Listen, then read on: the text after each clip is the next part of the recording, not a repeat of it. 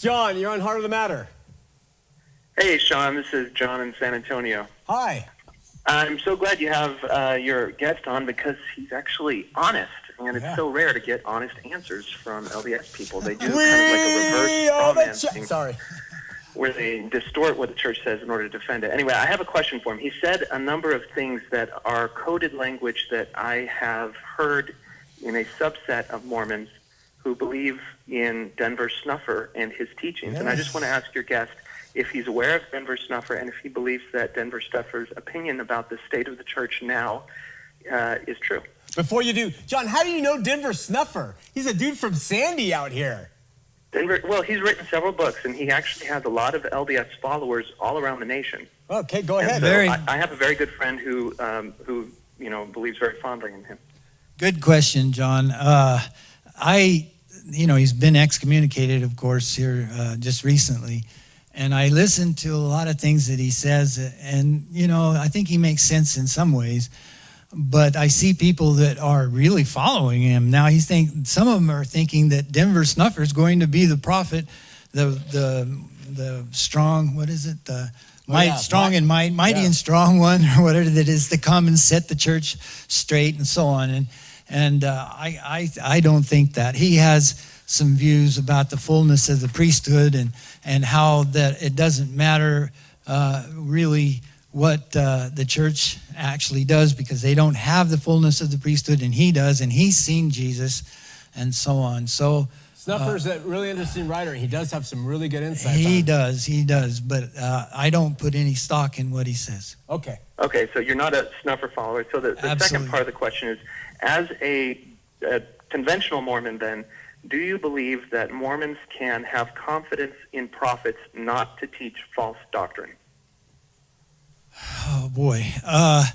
Yes, I think they can have confidence that the brethren aren't going to lead them astray. I believe that. Okay.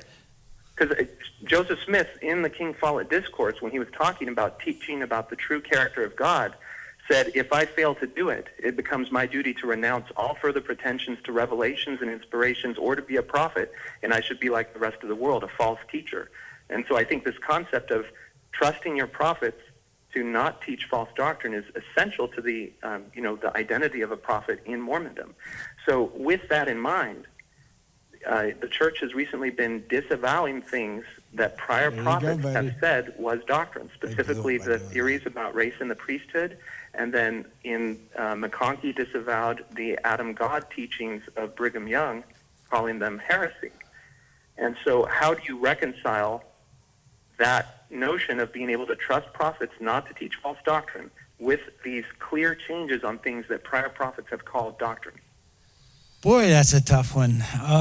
It's really hard. I groaned like crazy when I heard this come out because I knew these questions would come up. I didn't realize they would come up on your show, but I knew that they would come up. And so I told my wife, boy, this is just getting tougher and tougher. It's like being in a boiling pot, the water's getting hotter and hotter. When do we jump out? Kind of thing. But I know that the prophet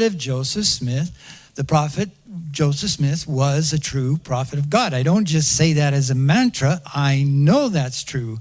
And I also know that these difficulties come because of the weaknesses of men. I think if we knew if we had the entire record of the prophets that we know about in the Bible, we would see the same thing. For instance, and this is not really on the same level, but it's an example when Peter dissembled and didn't want to be associated with the Gentiles, right? When Paul came in, and the brethren came in. Paul took him to task. And Paul took him to task, and here's the leader of the church. It's, they're men, and they're born into this thing, and then they grow, and they're, I guess what I said earlier, they have to be accountable for their stewardship, all right? So it sounds like the answer then is that members cannot have confidence that their leaders will not teach false prophets because false doctrine. No, I'm not saying that. They may be falling to this weakness. I'm not saying that. I'm saying all prophets are men, and they have their weaknesses. But I put my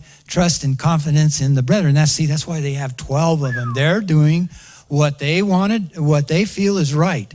and I sustain them 100%. Now, when they come out with something and it seems difficult for us to sustain that, I don't care. I sustain them anyway. I don't think it's leading us to hell, because I have this light that Joseph was a prophet of God, But it did and the lead Book to of Mormon an is true. awful lot of prejudice against black people. Yeah, within it the had Mormon all church. kinds of problems. And that could have led some people who had hate in their heart to hell, couldn't it? It could have, maybe. I don't know. Yeah, it gave sanction to racism, and that's a big problem. But So see, racism is different now than it was in their day. They were really accused for being racist because they stood up for slaves in those days as well. And so we got to remember that.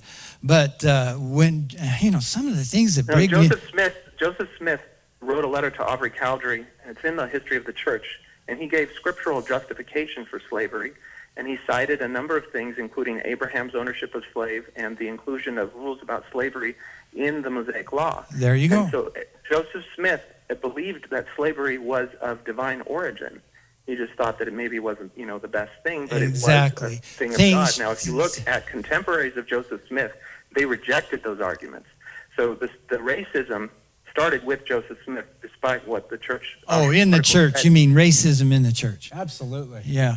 Okay, now, the last thing, just real quick, is you say that your testimony in Joseph Smith is based on your feelings and your experience with the Holy Ghost in the Book of Mormon, and you don't feel those things for the Quran, and that's fine. But just when you look at all of the over 100 sects of Mormonism, all of them use the Book of Mormon, all of them use Moroni's test to try to bind the people that they are having investigate their faith to whichever particular flavor of Mormonism that they go to.